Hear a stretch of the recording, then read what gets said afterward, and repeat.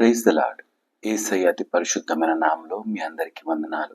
ఈ దిన లేఖన భాగము దానియేలు గ్రంథం 3వ అధ్యాయము 31వ వచనం చదువుతున్నాను. రాజు నోట ఈ మాట నుండగా ఆకాశం నుండి ఒక శబ్దము వచ్చెను. ఏదనగా, రాజుకు నెబుకద్నెజరు, ఇదే నీకు ప్రకటన, నీ రాజ్యము నీ యొద్ద నుండి తొలగిపోవును. ఈ వచన భాగంలో మాట్లాడుతున్న మాట దేవుడే. ఈ మాట్లాడుతున్న రాజుతో చెప్తున్న ఈ మాటను విర్రవీగిన స్థితిలో ఈ ఘనమైన స్థితికి కారణం నేనే అంటూ ఆ హృదయంలో గర్వాన్ని కలిగిన పరిస్థితిలో మాట్లాడుతూ ఉన్నప్పుడు ఇంకా బయటికి కూడా పలకలేదు. ఇంకా తన నోట నుండి బయటికి మాట రాలేదు. కానీ తన ఆలోచనల్లో, తన తలంపులలో ఉన్న మాటను బట్టి దేవుడు ఈ రాజ్యాన్ని నీ నుండి తీసివేస్తానంటాడు. కింది వచనాలకి వస్తే, మనుషులను తరిమేస్తారు, నువ్వు పశువులాగా గడ్డి మేస్తావు అంటూ ఈ యొక్క వచన భాగంలోని మాటలున్నాయి. ఈ వచన భాగం నుండి మనము నేర్చుకోగలిగిన పాఠం, చాలాసార్లు మనము కూడా విర్రవీగిపోతాం. మనకు కలిగిన వాటిని బట్టి చాలాసార్లు మనం గర్వపడతాం. నేను లేకపోతే ఇది జరిగేదా? నేను ఇది ప్రారంభించకపోతే ఇది అయ్యేదా? నేను సూత్రధారిని, నేనే పాత్రధారిని, నేనుంటేనే తప్ప ఈ కార్యం నెరవేర్చబడదు. లేకపోతే వీరందరూ ఇంత నెమ్మదిగా ఉండడానికి కారణం నేనే. నేను సంపాదిస్తున్నాను కాబట్టి ఈ స్థితి, నేనున్నాను కాబట్టి ఈ మర్యాద అంటూ చాలాసార్లు మనము ఇటువంటి మాటలు పలుకుతాం.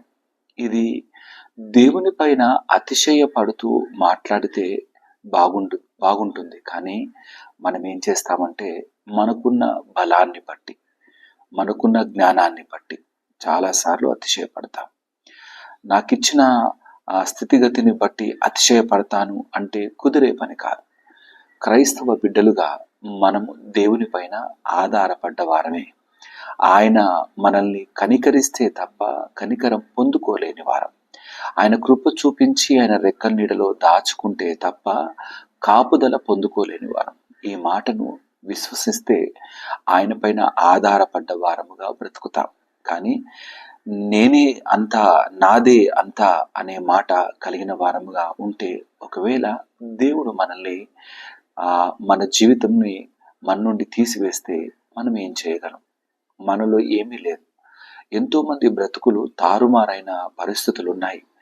నాకన్నా మించిన వాడు లేడు అంటూ నిలబడ్డవాడు ఎంతో కష్టాల్లోకి నెట్టబడ్డవారు ఉన్నారు.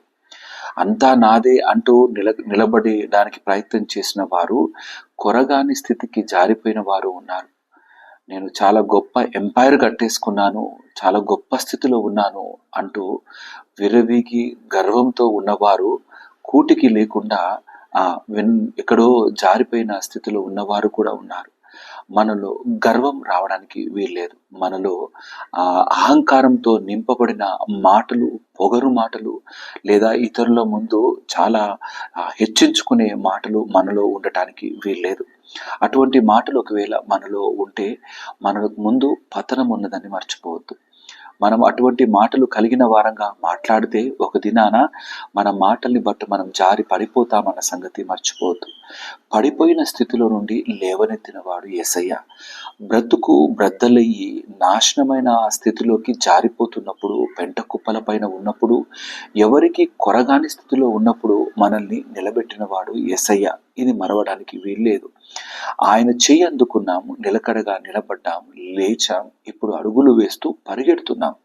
ఈ పరుగుకు కారణం, మనలో ఉన్న బలానికి కారణం, మనలో ఉన్న ధైర్యానికి కారణం ఆ యేసయ్యే అన్న సంగతి మరవటానికి వీల్లేదు. మరచిపోయామా, పాతాళంలోకి తోయబడతామన్న లెక్క. ఒకవేళ జ్ఞాపకం పెట్టుకుని ఉన్నావా, నువ్వు ఇంకా అంచెలంచెలుగా హెచ్చించబడతావు. నీకున్న జ్ఞానము దేవుని జ్ఞానమని, నీకున్న బలం ఆయన ఇచ్చిన బలమని, నీకున్న నమ్మకమైన పరిస్థితులన్నీ ఆయన నీ కొరకై రచించి సిద్ధపరచాడని మరవటానికి వీల్లేదు. ఈ ఉదయకాలం ఈ వాక్య భాగం నుండి మాటలు మనం నేర్చుకుందాం. అవునయ్యా, నాలో గర్వం ఉంటే తీసివేయి దేవా అంటూ ఆయన సన్నిధానంలో పాదాలు పట్టుకొని బ్రతిమిలాడి ఈ ఈ అయిష్టమైన ఈ ఈ బలహీనమైన కార్యాన్ని మన బ్రతుకుల్లో నుండి ఆయన తుడిచివేయలాగున ఆయన సన్నిధానంలో నమ్మకంగా అడిగి పొందుకుందాం. తగ్గించబడ్డవారు హెచ్చించబడతారని లేఖనాలు సెలవిస్తున్నాయి. హెచ్చించబడ్డవారు తగ్గించబడతారు. మనల్ని మనం హెచ్చించుకున్న వారంగా కాకుండా మనం తగ్గించగలిగిన జీవితంలో కొనసాగుదాం. ఆయన హెచ్చించేవాడు. నిన్ను అనేకుల మధ్యలో ఒంటరిగా విడిచిపెట్టేవాడు కాడు. అనేకుల ముందు ఘనంగా బలంగా ఉన్నత శిఖరం పైన నాటేవాడు. యోసేపు ఏమయ్యాడు? యోసేపు జీవితంలో ఆ ఐగుప్తులో ఇక అయిపోతుంది అనుకున్నాడా? కానీ దేవుని నమ్మకంగా ఆ పవిత్రమైన బ్రతుకును నమ్మకంగా పట్టుకొని నడిచాడు కాబట్టి రాజు తర్వాత నమ్మకమైన స్థితిలో నిలబడగలిగినాడు. మనం కూడా అటు నమ్మకమైన స్థితిలో నిలబడదాం. ఉన్న ఈ ఘనమైన స్థితిని మనం పోగొట్టుకునే వారంగా కాకుండా బలంగా పట్టుకొని అడుగులు ముందుకు వేసే వారంగా దేవుని బలాన్ని ఆధారం చేసుకొని బ్రతికే వారంగా ఉందాం. దేవుడి మాటలు దీవించి ఆశీర్వదించును గాక. ఆమేన్. తల వంచుదామా? ప్రార్థన చేసుకుందాం. నాతో పాటు యొక్క ప్రార్థనలో ఏకీభవించండి. యేసయ్య, మీకే వందనాలు. ఈ ఉదయకాలపు వాక్యం కొరకే కృతజ్ఞతలు. అవును తండ్రి, ఎన్నోసార్లు మాకు కలిగిన వాటిని బట్టి మేము అతిశయపడతాం. నెబుకద్నెజరు ఎంతగానో అతిశయపడ్డాడు. కన్నా తండ్రి నాయన, మేము అట్టి విధంగా అతిశయపడే వారంగా, గర్వపడే వారంగా, పొగరైన మాటలు, బలమైన మాటలు, మేము ఇతరులను తక్కువ చేసే మాటలు, నీ సన్నిధానంలో నీ మహిమను తగ్గించే మాటలు మాలో ఉండకుండా సహాయం దయచేయమని ప్రార్థన చేస్తున్నాం.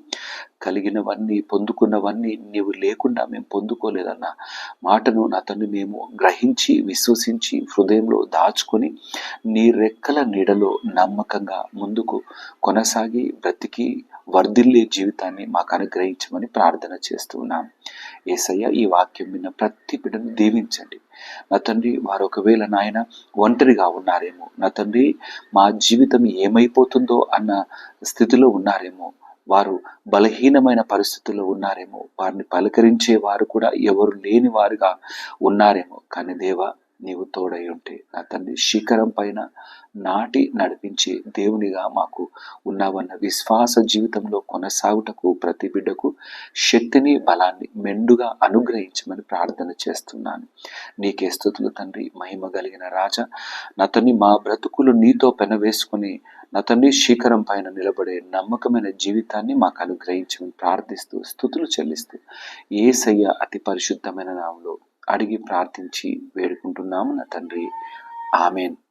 దేవుడు మిమ్మల్ని అందరినీ దీవించి ఆశీర్వదించును గాక. ఆమెన్. అందరికీ ప్రైజ్ ద లార్డ్.